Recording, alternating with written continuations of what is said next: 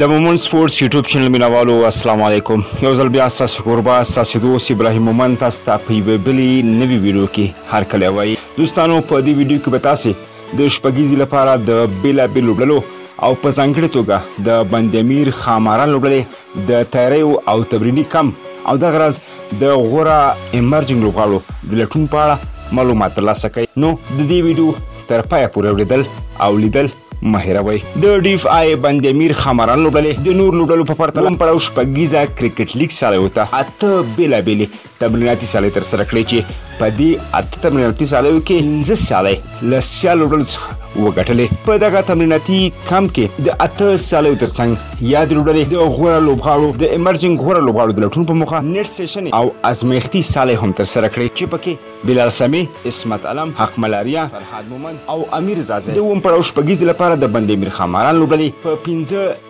بهترینه ایمرجنګ لوبغاړو کې غوره شول. یادې لوبډلې د تمریناتي سالیو لړۍ له کابل بازان لوبډلې سره په 3 شل اوریزه سیریز سره پیل کړه چې په دغه سیریز کې یوه لوبه بندامیر، یوه لوبه کابل بازان او بله وروستۍ پرېکړه کوونکې سیالۍ د دواړو لوبډلو ترمنځ په مساوي توګه پای ته ورسېده. د هغې وروسته بندامیر خاماران لوبډلې په کابل کې له امو او بوس سره 3 شل اوریزه لوبې ترسره کړې چې درې واړو سیالیو کې 2 ځلې امو نهنګان او یو ځلې بوس لوبډلې ته ماتې ورکړه. د هغې وروسته بندامیر خاماران لوبډلې یو ځل بیا په ایوبي لوبغالي کې له مس عینک لوبډلې سره چې اووم پړاو شپږیزه لیګ دفاعي اتل لوبډله هم د لومړي ځل لپاره سیالۍ ترسره کړه چې دغه لوبه کې په 15 وکټو مس عینک لوبډلې بندامیر خاماران لوبډلې ته ماتې ورکړه. خو په ورپسې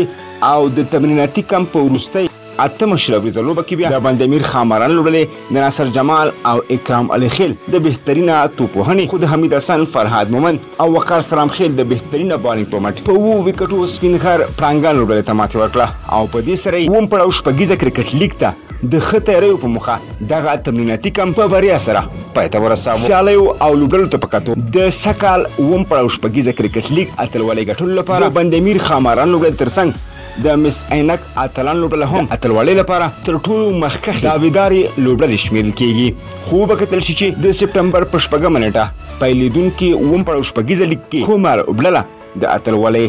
جام ګټي.